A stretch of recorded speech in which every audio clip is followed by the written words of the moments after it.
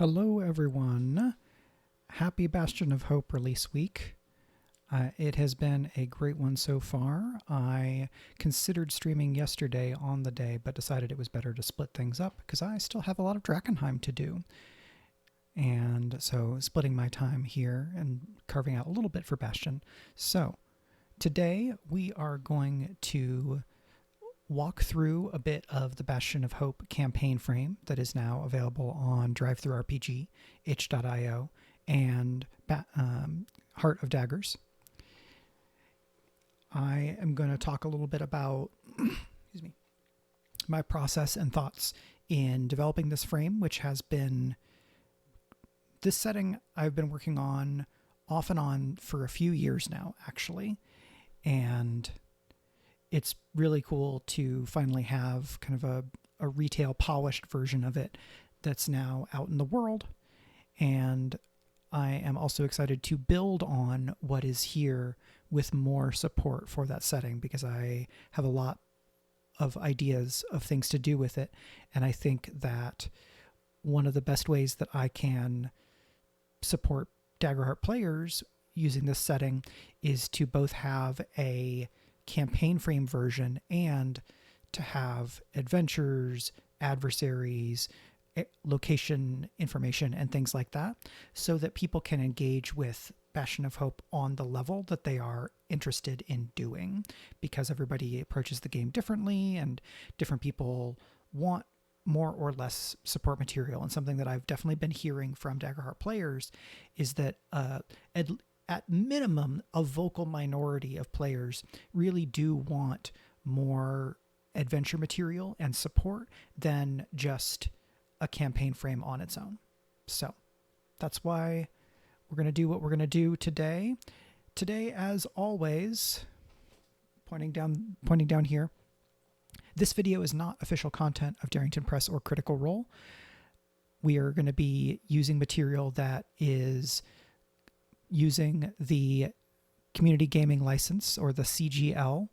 I do not own Daggerheart. I don't speak for anybody at Daggerheart, at the Daggerheart design team, or Darrington Press or Critical Role, right? I was a freelancer on the project, and so I defer to them in terms of being like word of design god. But Bastion of Hope is my creation using this CGL, and so I am the final word for the setting, and I'm excited to talk about that with you all today. Hello to Formanaz, Magmalina, Adventure Lies Ahead 1, and Esman. Thanks all for being here. I am far behind on Campaign 4 now, and I don't know that I'm going to be able to keep up, that I'm going to be able to catch up. I really liked a lot of what I saw in the first 5 or 6 episodes, but 4 hours a week is a lot for me on top of the other things that are in my media diet. But I hope you're enjoying it. Thank you to Witchlight for subscribing last week. And thanks to Formanaz for being here as a first-time chatter. We can see right now the Bastion of Hope campaign frame cover. It's not 100% of the cover, right? We have the little Daggerheart-compatible sign at the bottom. But what we see in this scene is part of the climactic battles against Julikas. Julikas was a forest and poison dragon who ruled the nation now known as Bastion. This cover is by Sean Ellis, who does the primary art for the frame. You may recognize Sean's art style from the Daggerheart core book because Sean was the lead concept artist for the Daggerheart core and did the art for all of the core rulebook campaign frames. Sean is an incredible artist and a great creative mind. I was really lucky and very grateful that Sean had and made some time to work with me on this project and kind of fit it around his other obligations because he's very much in demand. But I got to work with Sean on some of the parts of the core book and really liked kind of bouncing stuff back and forth with one another. So that process continued. It was even more fun to be doing that with something that I was kind of the principal creator on, and that we got to also bring in another creative voice from Andrew Bowman, my colleague and friend who is also a game designer. Andrew is a multi-hyphenate, as many game designers are. So designer, artist, graphic designer, layout artist, and so on and so forth. So Andrew did branding, layout, and some additional art in the frame. And there were chunks of time when Sean, Andrew, and I were all three of us talking to develop the visual language of the setting of Bastion of Hope, because I had had some ideas, but in getting to work with the two of them who have those visual art skills, it was a lot easier to grab references, talk things through, and then hone in on what we wanted the vibe of the visuals for Bastion of Hope to be.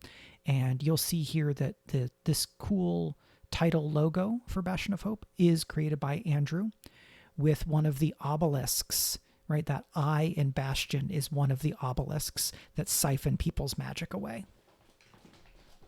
And that was a great addition that emerged as we were working on the titling. You also see in the H, there's kind of a tattered banner that hangs down, creating some more extra verticality there. And we've got the little spears as the dividers. Just a lot of cool textural details that make the logo stand out and I think make it more exciting and interesting.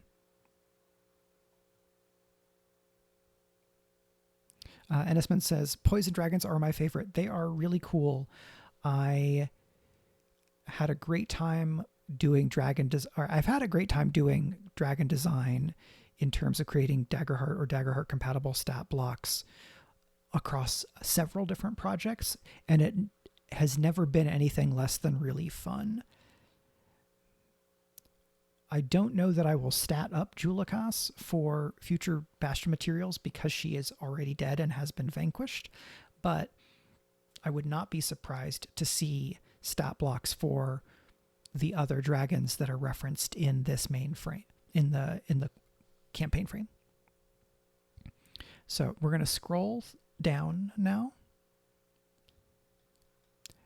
This is the kind of internal title page. We've got our table of contents with one of these amazing dragon sketches from Sean. And then we're going to jump down to the overview page. I'm not going to show off every single page in the frame, but this is a good one to talk about. The text is a little small here, but a decent bit of the pitch you're going to be able to see on the various retail pages. And as a reminder, if you have not picked up your copy of Bastion of Hope and you want to do so, you can find it on DriveThruRPG. You can find it on itch.io. And you can find it on Heart of Daggers. I'm very grateful to all three of these retailers for being great partners. DriveThruRPG and Heart of Daggers have sent out specific emails highlighting Bastion of Hope, which is cool and extremely wild. So that is a great display of interest and support for the frame. So I'm very happy to have that, and it's cool to be developing better relationships with the support staff and the kind of team that makes those respective marketplaces operate, because it puts me in a much better place for future projects and just as a creator, where those digital marketplaces are so important to me being able to sell the stuff that I make and have that be like money coming in at a rate that lets me keep being a creator, right? That the retail sales plus Patreon plus my contracts, that all adds up to a living. Hello, Alan. Yes, they both do a terrific job. So if you are not familiar with Bastion, I'm going to give you the pitch here. This will also then let me excerpt this part of this video to be a short so that I can pitch Bastion. We'll see how this goes. If I'm not super happy with how I pitch it here, I might just do another short later on. So here we are. In Bastion of Hope, dragons and necromancers rule the world with sorcery and spite. But the newly free country of Bastion... This is in the newly free country of Bastion, a defiant few stoke the flames of revolution. Here's the pitch. The world is subjugated by a handful of dragons and undead overlords. No, I'm not going to do this. I'm not going to do this I'm not going to read it off. I'm just going to give you the pitch like we were at a con together, and that's probably going to come across much better. Hello, Nirti. Thanks for catching the stream live, and thank you for being here. So Bastion of Hope is a campaign frame of defiant fantasy. So this, you might call it hope punk, you might call it hope core, you might call it revolutionary fantasy. This is a setting where for centuries, dragons and necromancers have ruled the world. They use 100-foot tall magic obelisks that siphon the innate magic away from everybody around them. And these obelisks have been active for so long that most people in the world do not know that people are all born with magic, because the dragons and necromancers, these overlords, have sold the story that the obelisks are there created by the dragons and necromancers to protect the populace from evil magic. And so we have this world where people are ruled over by these powerful figures. They are kind of immortal with incredible magical power, and each of them has shaped their own realm based on their personality. In the core frame that is out now, there are 5 different realms of scale and bone ruled by the dragons or necromancers, and then Bastion is the 6th country that is described. Each of these 5 has its own theme that is like a core driving theme that I kind of decided and have been working to articulate in the material, right? So if we jump down to the Red Towers, the theme here is hard labor. This is a realm that has a lot of volcanoes and mountains, and it is focused largely on mineral extraction, right? Diamonds, metals, and so on and so forth. The ruler of the Red Towers, Zivar, is a kind of ancient, really cruel volcanic dragon who just drives his people like a harsh taskmaster. And people are so tired from work that they don't have the energy to come together in community, to support each other, to dream of revolution in the way that they might otherwise. Other realms follow different themes. If you know me, you'll have a decent sense of some of the kind of guiding philosophy here. But if you don't know me as well, or you're mostly just familiar with my Daggerheart work, these dragons and necromancers are thematically very much akin to billionaires, authoritarian leaders, tech bros, and things like that, where we have a very, very small number of people with a huge concentration of wealth and power who make everyone around them beholden to them and miserable for it, while presenting themselves as beneficent, as just, as the only people who can protect you from the terrors abroad or from insert name of bad place and bad people. But as the intro says, just recently, a small group of heroes and revolutionaries were able to overthrow one of these dragons. And here's how they did it.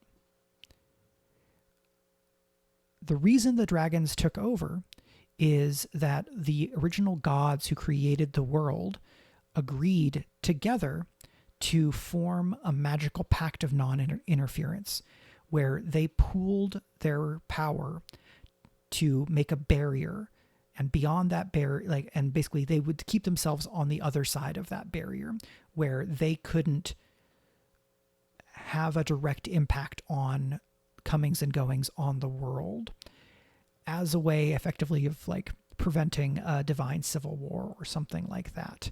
The people who are alive now in this setting really don't know that history because the gods have been absent. But one of those gods, Chore, goddess of freedom and revolution, got sick of seeing people suffer. And so she used the overwhelming majority of her power to punch through the non-interference pact. And with the power that she had left, she found this group of revolutionaries in Veljulikas, or Veljul, this nation ruled over by Julikas, and shared a few very important things with them. One, she shared with them the truth that the obelisks are not protective, they steal people's magic away.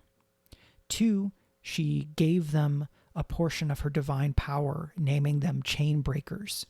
And with that power and that knowledge, they destroyed one and then the other obelisks in Veljulikas, which reawakened people's magic.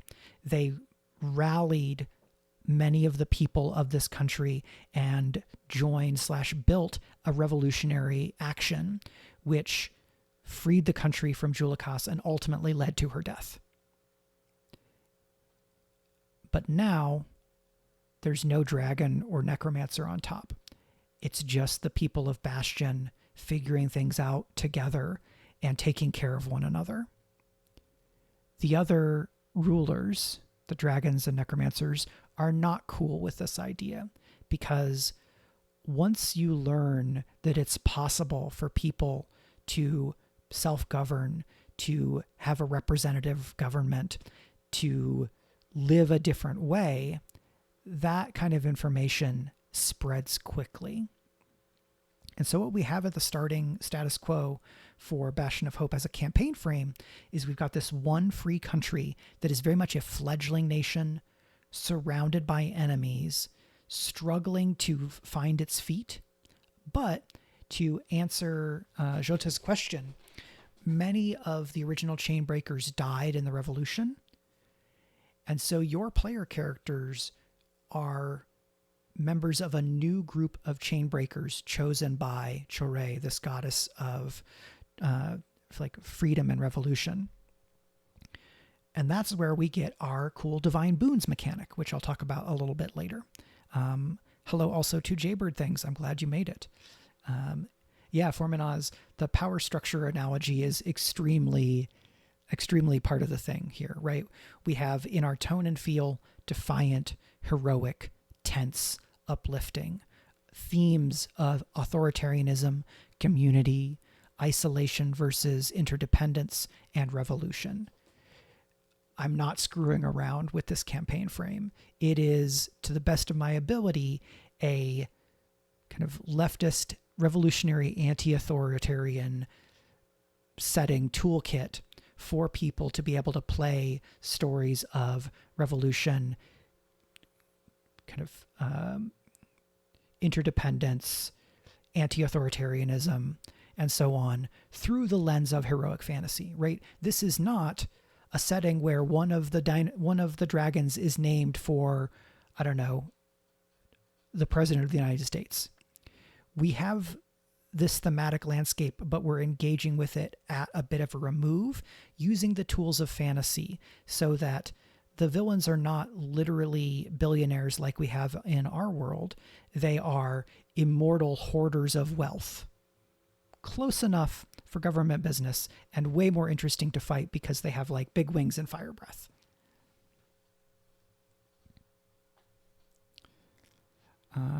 Nerdy, I'm excited to hear about your frame with a modern setting.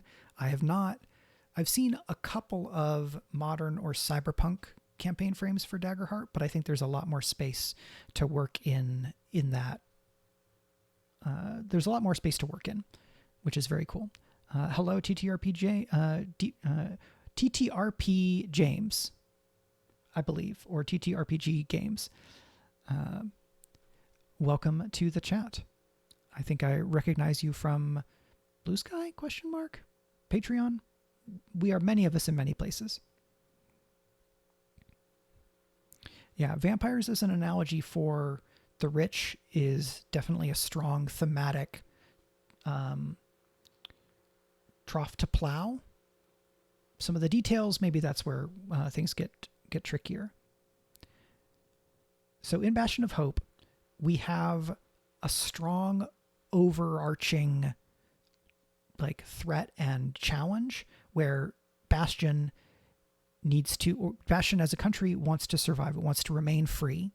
We have these divinely empowered heroes, your player characters, and then they have some allies in this country of Bastion, but there are 100 different problems and there's only so many player characters to go around. What this means is that your party and your table, when you're playing a Bastion of Hope campaign, you get to decide where you want to focus. You might say, I want to do a campaign that is kind of like heroic fantasy, but also with spies, where we are going to go undercover into one of these other nations and we're going to help them build a resistance movement, right? It's going to be like fantasy Andor. You might instead decide that you want to focus on building up and protecting the nation of Bastion, where maybe you're drawing on something more like the Pathfinder Kingmaker setting and adventure guide, or you're dealing with the everyday problems of a democratic governance system, the growing pains of a new country trying to define itself and dealing with the traumas and the historical fetters and the precedent that comes with the reality that they live in. When there is a revolution in a country, it's really hard to throw away absolutely everything and start everything new again, right? Some traditions, some institutions, some power structures are going to remain. So what does it mean to create an equitable, free country in a world where there has not been one of those in living memory? That's a question your party can answer. And you can take on challenges that might start as zoomed in as there is a pollution elemental in this town, so people can't get clean water, right? And it might range up to how do we disarm or prevent a nascent civil war within the country of Bastion between factions who reach kind of an intractable conflict where they cannot resolve their differences. In the Bastion frame, we have 5 different realms of scale and bone that are detailed. You can have your adventures kind of go to these areas, or you can stay in Bastion, which also has some material about it in the distinctions. Jumping down here again, paging past some of our beautiful art, all of these spreads, again, are by Sean. So we've got the 5 roads, which is a shipping and mercantile nation. You might imagine the biggest private corporation with their own logistics network. What if that was a whole country? And what if, like that company, they were also deeply intrusive in terms of people's data and individual lives, right? What if every courier that delivered something to you was also a spy for the dragon that rules that country? Our other realms include the Marrow Plains, which is ruled by a wight called the Marrow Queen. And the theme here is unending debt, because in this country, the Marrow Queen charges you for everything. And just about the only way to be able to make it is to enter into these long-term contracts where, right, cool, you're a sharecropper, You get the rights to eat some of the food in this area, but as a farmer, you don't own the land, and so 90% of your yield goes to the Marrow Queen. I see that your family has fallen into debt.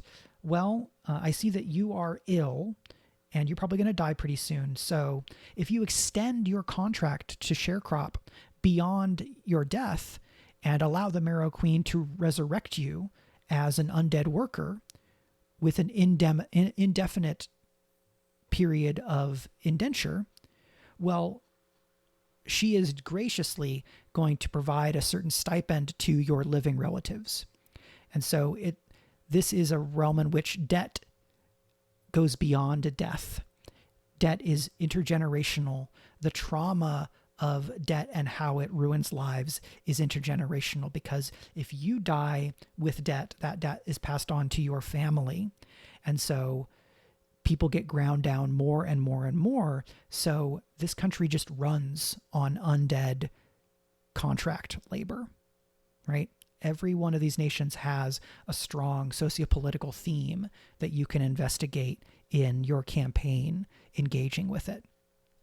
The Necropoli is a much more cosmopolitan, kind of more liberal nation. It's ruled over by a spellsword who helped overthrow a dragon and then gave half of that dragon's territory to Zivar, the dragon that helped him kill his own overlord, and then he took some of that territory for himself.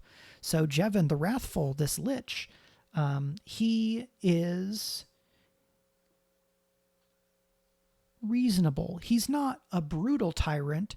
He just likes things being a certain way, and it's expensive to live in the city. And so the theme in the Necropoli is eternal precarity. The idea is, if you just work hard enough, if you're just smart enough, if you really commit yourselves to work, you can excel, you can succeed. Look at these other people who have risen to the high classes of the Necropoli. They get to enjoy these incredible things. The city is beautiful. It has all of the best art and food from all around the continent. And if you can't afford that for yourself, really, that's your own fault. And the last of the nations in this main continent, because this is not the whole world, I just needed to narrow the scope so that it was doable, right? Especially in a campaign frame. The Laboratory is a small, very urbanized nation with one big city that's kind of all up on this peninsula you see here. And the theme in the Laboratory is hustle culture. This is, you need to live in a nicer apartment closer to work so you can work more.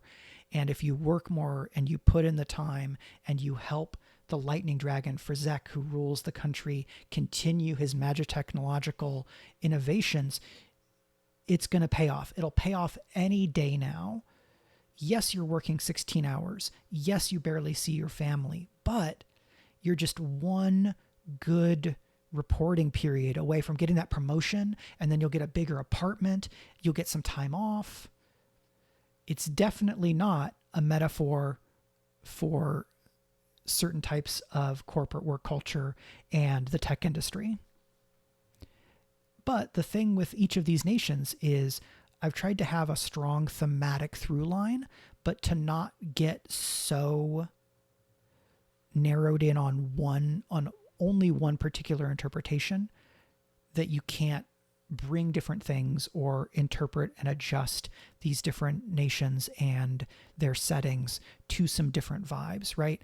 You could take one of the nations and reflavor it more toward the precarity experienced by working people in Japan, right? The salaryman culture and the way that real estate works and kind of family expectations, right? You can bring that to the setting because there are spaces left open.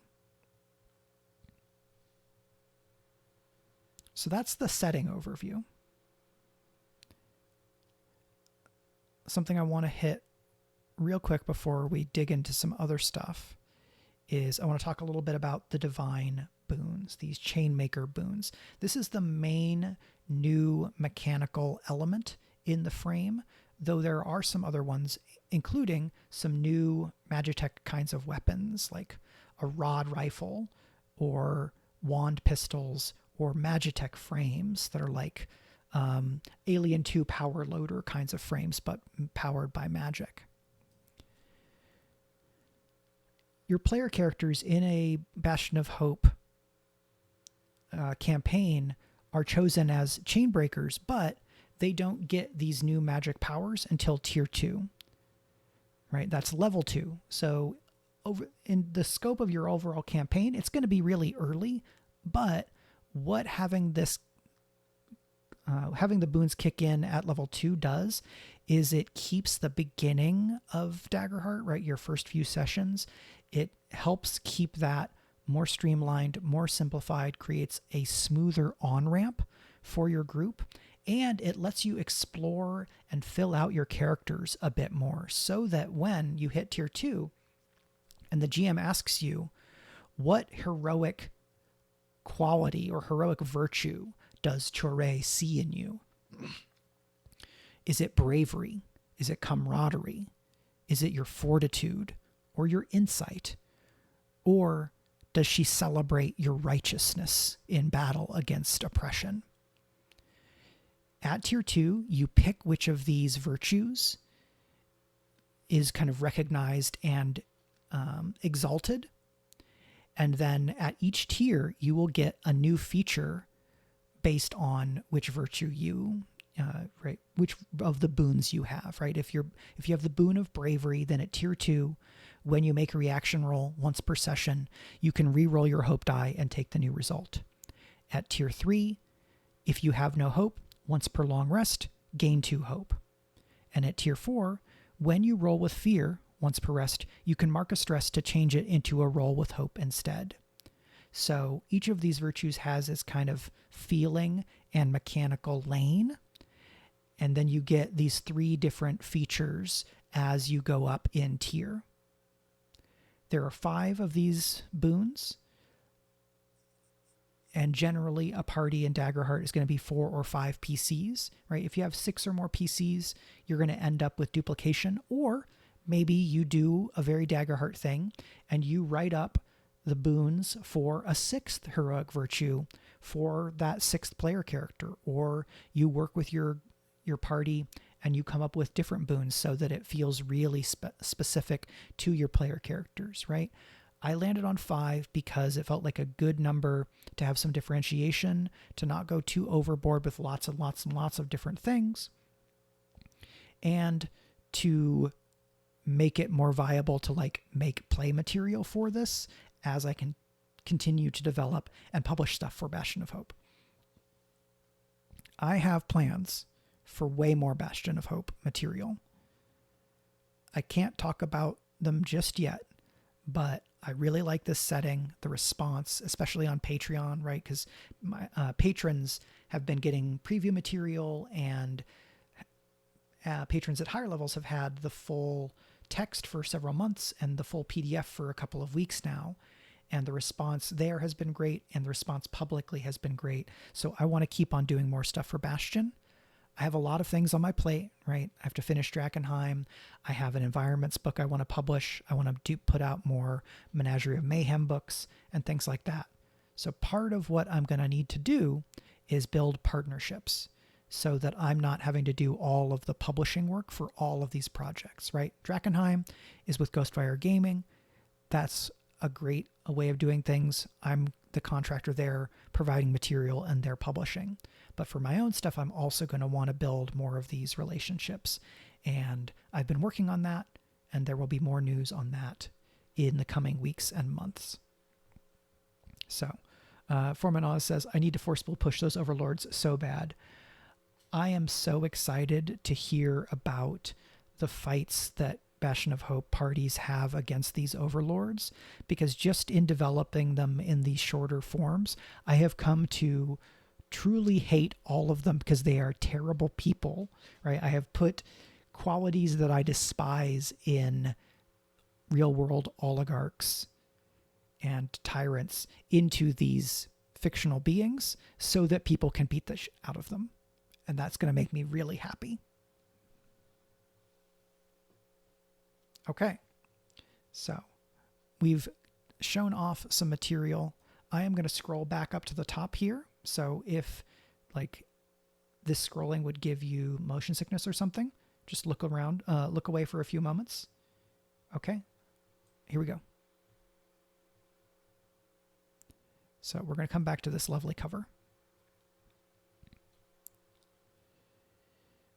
The Bastion of Hope campaign frame is available on all those retailers that I mentioned before, DriveThruRPG, itch.io, and Heart of Daggers.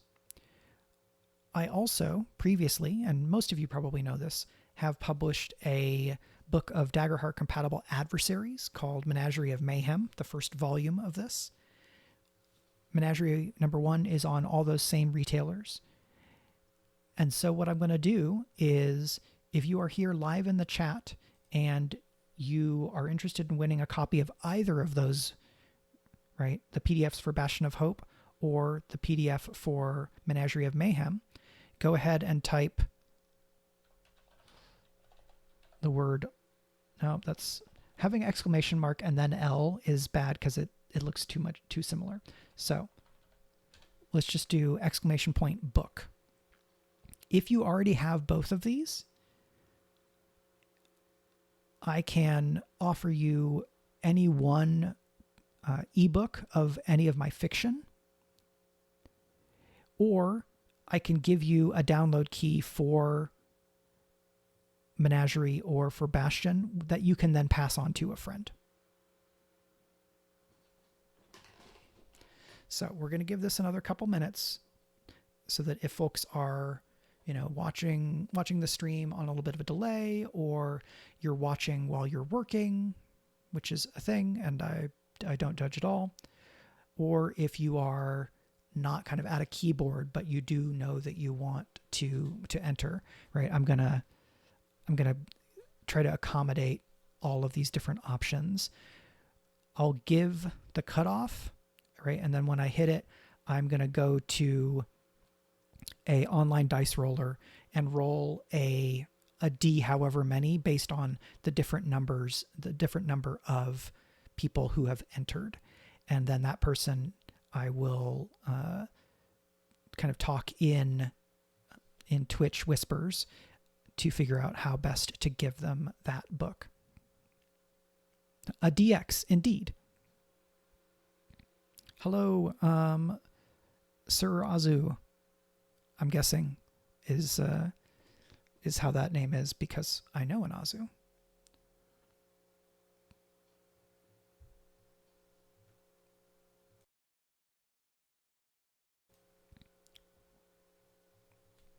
Hello, Adventure Lies Ahead. The exclamation point book is to enter into a giveaway to win a copy of either Menagerie of Mayhem number 1 or the Bastion of Hope PDFs. I figured it was probably the Azu, the Bard. Folks that have not seen it may be pleased to learn that I played in a Daggerheart actual play with some friends, including Nico DeGaio, who you may know from videos that I've done with them, that was run by our own Sir Azu here, Azu the Bard. You can find that on the Dice Rolleth, which is the name of that actual play show. It was a very fun time with Azu GMing, and it's very cool and strange to play Daggerheart because I'm almost always GMing it.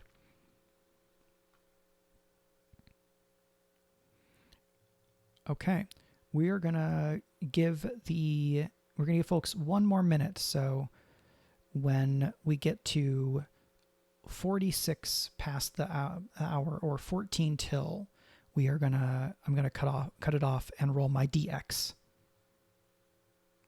So hi to all the other folks who have come out of the woodwork, Cloudion5, Jaybird Things, who has been here, Magdalena, many people. I'm delighted to see all of you. Thank you for hanging out with me. Because this is a digital project, it's hard to partner with like a physical bookstore to do a launch. I have plans for a physical edition for Bastion of Hope. Again, that's stuff that I can't discuss just yet. But for a digital project, an online launch party is really kind of the thing that I can do. And so it's very fun to get to be able to celebrate the excitement about and for Bastion of Hope with you all here on this stream. And thank you also to folks who are watching on VOD later on, whether that's Twitch or YouTube. I'm grateful for your support as well, and hope you are enjoying or are then going to check out Bastion of Hope. Okay, so we've got our entries. This is your last call. Just a few more seconds. I'm going later than I said because I just want to make sure that people have a chance. But while I'm doing that, I'm going to go to an online dice roller.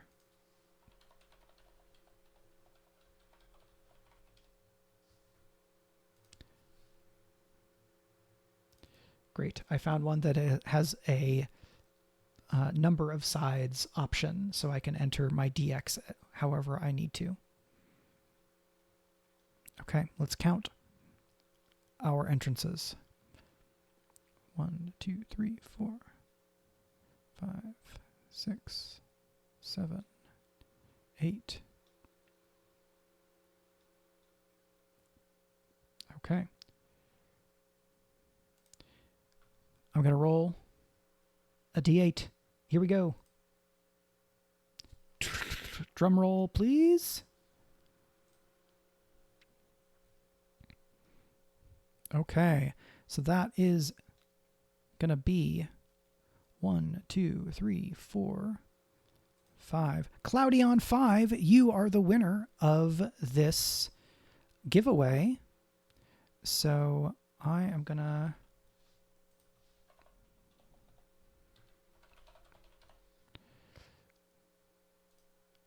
send you a whisper real quick.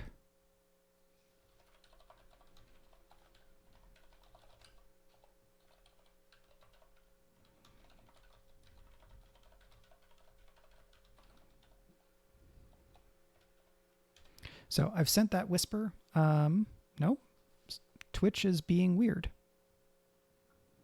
Twitch is making it so I cannot do that thing. Cloudion5, if you want to send a whisper to me, then I will make sure to get you that code for an ebook. If you are not able to send a whisper today, then you can go to my Patreon and post on one of the public posts and identify yourself as Cloudion5, and I will reach out to you that way.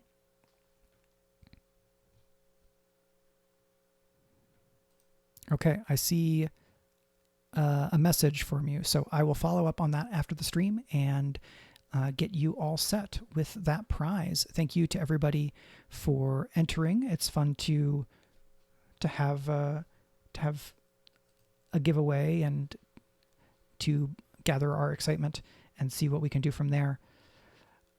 I planned for this to be a pretty short stream just because, again, I have lots of things to do, and you may not be able to tell by how enthused I am here. I got about a half a night of sleep, and so I'm hoping to get a little bit more sleep this afternoon before I have a game tonight. That said, I do have a few minutes if folks have other questions about Bastion of Hope.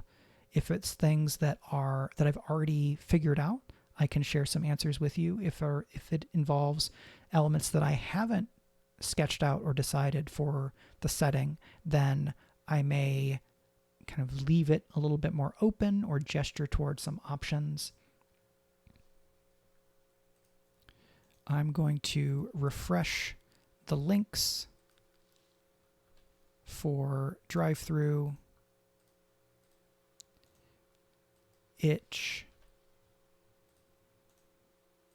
and Heart of Daggers, in case you want to go and check out Bastion of Hope on any of those retailers. Sir Azu asks, what was my inspiration for the Magitech weapons? So I mentioned the power loaders from Alien 2 earlier for the Magitech frames, though that's not the only inspiration because I'm also a big mech fan.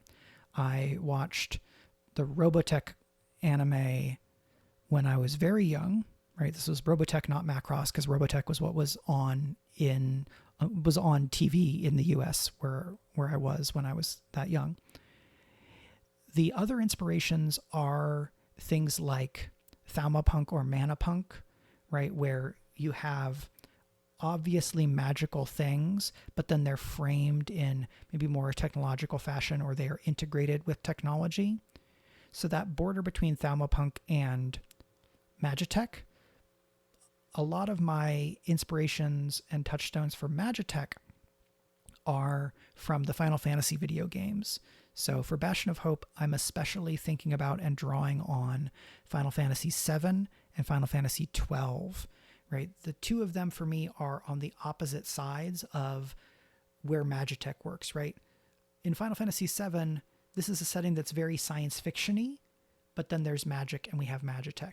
Final Fantasy XII, for me, is a setting that's very fantasy-ish, but then we have some Magitech. And I think from those 2 points and everything in between is how I think about Magitech, where for this Bastion, right, is a fantasy setting, but there is emergent Magitech, especially in the Nation of the Labyrinth, which is where the lightning dragon, Frazek, is like constantly pushing forward, right?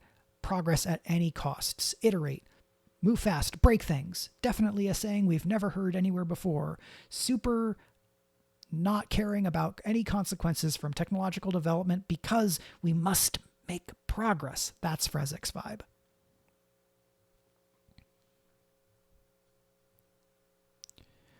The other inspiration for those weapons specifically is the idea of how do we take existing magic weapons and magic type of like armaments and magitechify them, right? So we have wand pistols where there's a wand and then it's attached to this device which lets you aim the wand like it is a gun. We have rod rifles, which instead of the barrel, the rifling barrel and the firing mechanism, right, with the gunpowder and everything, you take a magic rod, right, like rods, wands, and staves.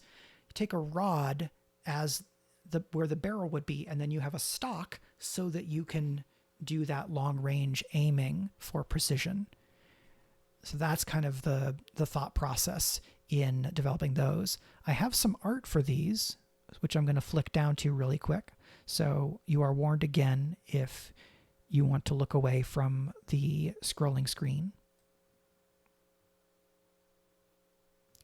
Right here, we have some art of the cool special weapons, right? We have a rod rifle at the top left, a wand pistol at bottom left, and then a Magitech kind of powered shield in the middle left.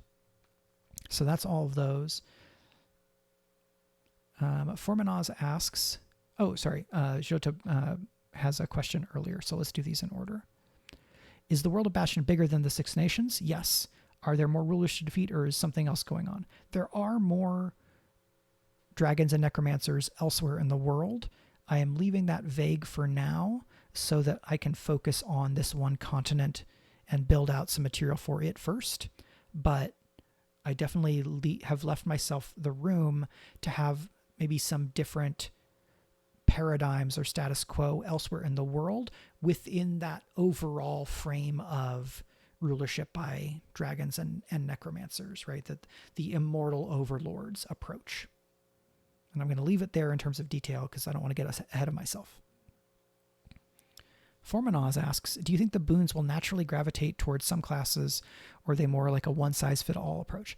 I think that some boons are probably more closely aligned with some classes, right? The boon of fortitude would be very useful for a guardian or a seraph if you are focusing on being able to tank and just survive really powerful hits without having to mark as many hit points.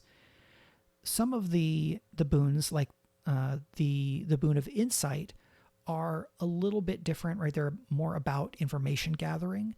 And while that might align with like wizard or maybe bard or rogue, I think it can be used in a bunch of different ways by different characters of different classes. And I very consciously did not align the boons with domains or with classes in specific. I wanted it to be more modular because then it can be really fun where it can be really fun where you could have a warrior with the boon of insight. And that's interesting. Like, oh, okay, you are most of your training and your abilities are about fighting, but Chore saw in you great insight. What is that about?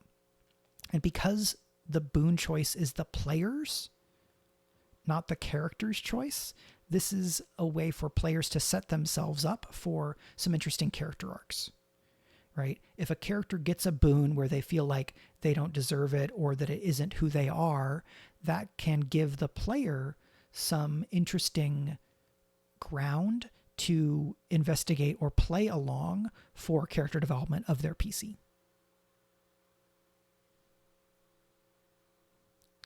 Jaybird says, you mentioned there being a lot of space in cyberpunky Daggerheart settings. Is that an area you're interested in creating for one day? I am a big fan of cyberpunk. If I were going to work on something Daggerheart compatible for cyberpunk, I would probably want to focus a lot on that punk element. Doing so makes something that is probably going to feel closer to Bastion of Hope. And so I might not do that. If I do that, it might not be sooner. It may be later. However, I do have some early notes for a Daggerheart compatible mech RPG where I have built a new set of 9 domains, and then the combination of domains is what gives you the class of your mech. But as I've said in other streams, domain design is one of the biggest, most challenging forms of Daggerheart compatible design, and designing both new classes and new domains is another level of complexity. And there's the question of maintaining a balance between the kind of streamlining that is recommended in the Daggerheart homebrew kit and the crunch or complexity that a lot of mech fans look for in RPGs, in the mech RPGs they play, right? The parts of the mech genre that I connect most deeply to are the ones that are a bit more expressionistic, impressionistic, a bit more about the emotional truth of the characters, and attend a little bit less granularly to the combat parts. But a lot of the best mech stories combine those things and can use some of that granularity and intricacy of technology in some interesting ways metaphorically, especially if we're talking about the mirroring or creating of a thematic parallel between a human body and a mech as a body. So that is an area I am very interested in working on. But again, I have a lot of projects and I have to prioritize which goes where. And sometimes I have to prioritize the thing that can make money in the shorter term so that I can pay rent and keep doing design. There is that dissonance in mech fiction. Sometimes it is resonance and sometimes it is intentional dissonance.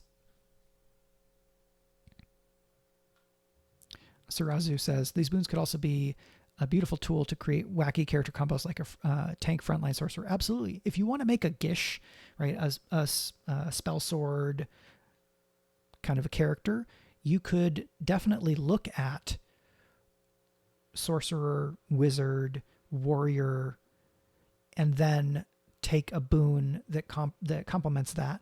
Additionally, kind of to your point here, all player characters in Bastion of Hope can do magic because everybody has innate magic. In the frame, I have some guidance for player characters who do not have a domain that does magic, right? So that's warriors and guardians in the core rulebook. If you want to play a brawler, you absolutely can. There's no official mention of or reference to brawlers in this frame because brawlers are not in the SRD.